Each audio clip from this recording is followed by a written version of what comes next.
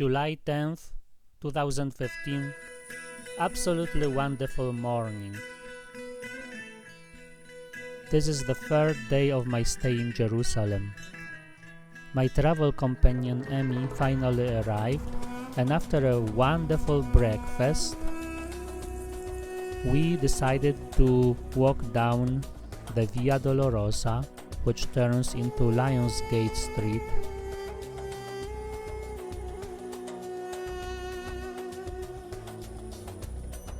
to the Mount of Olives. We went to Grotto of Getsemani and the Tomb of the Virgin.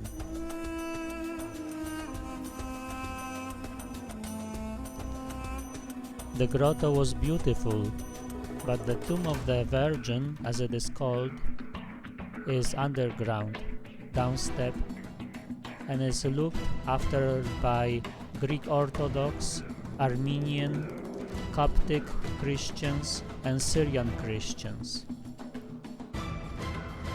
I enjoyed the chants from both, the Greeks and the Armenians.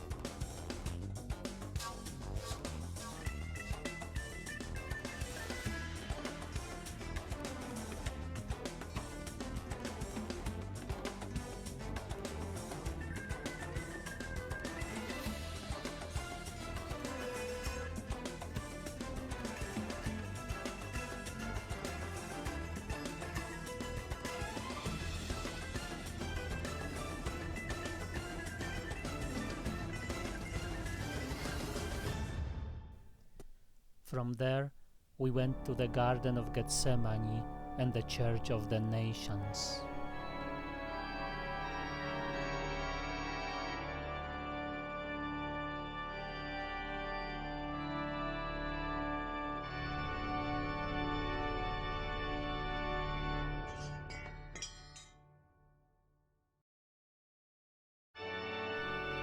The garden is peaceful and well tended. I read that the Romans burned the olive trees after the destruction of Jerusalem in 70 AD, but did not destroy the olive tree roots. The trees there have roots going back 2,000 years. The Garden of Gethsemane is by long-standing tradition the place where Jesus went to pray, to ask the Father to take the burden away from him if possible, but not his will, but the Father's will be done.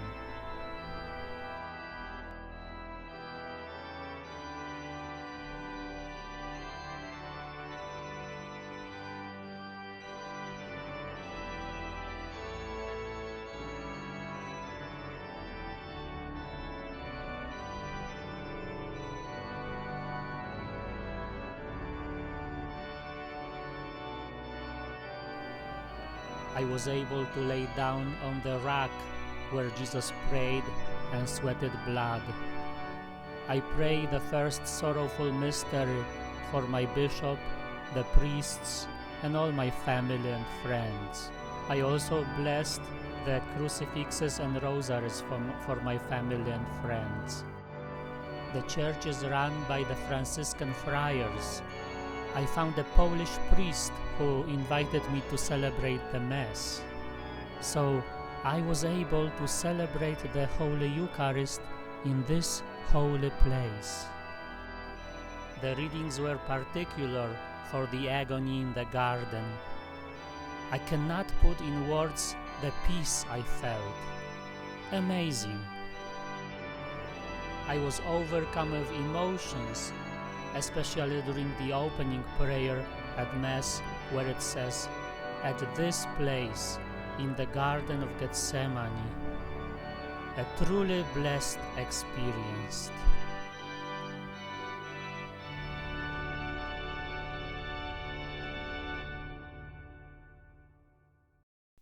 Then I was asked to hear confession of the Polish friar.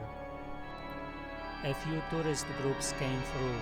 So many folks turned from seeing and touching the stone, wiping tears from their eyes.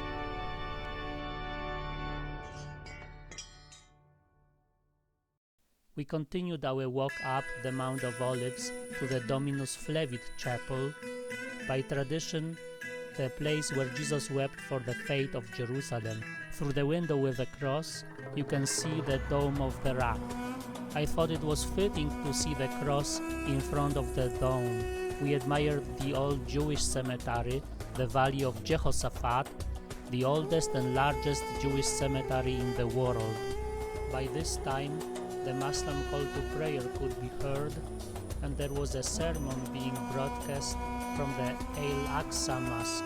It was very long, because today is the last Friday of Ramadan. With the sound of the mullah sounding angry and the noon church bells ringing, we prayed the Angelus prayer for the persecuted people. The views of the old city improved as we wandered up the Mount of Olives. From the top, there is a magnificent view of the whole of the city. We tried to see the Church of Pater Noster and the Chapel of the Ascension at the top, but they were both closed. After an orange juice at the top, we walked down the hill. The mullah had stopped, and there was a mass of Muslims coming out from prayer at the Al-Aqsa Mosque. We started walking down the Mount of Olives around 1:15, and there was a number of cars packed on the small street down the hills, but I didn't think anything of it. We were walking up towards the Lions Gate, and the crowd was swarming. We felt like fish swimming against the current of sand. There were about 200,000 Muslims in the old city, and less than 40,000 trying to get through Lions Gate. Because the way goes from about 30 feet wide to 12 feet wide through Lions Gate, the crowd became packed, and we could make no forward progress despite all our efforts. As we were almost overcome by the crowd, some Israeli police saw our struggle and helped us in. They pulled us in to the room from which they were monitoring the crowds.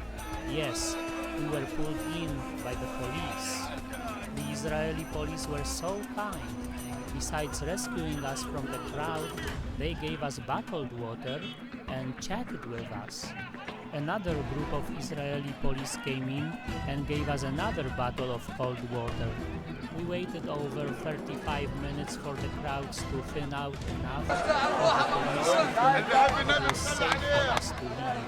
I got back to Ecce Pilgrim House, totally exhausted. By the end of dinner, the day with its heat and walking more than 8 miles took its toll on me.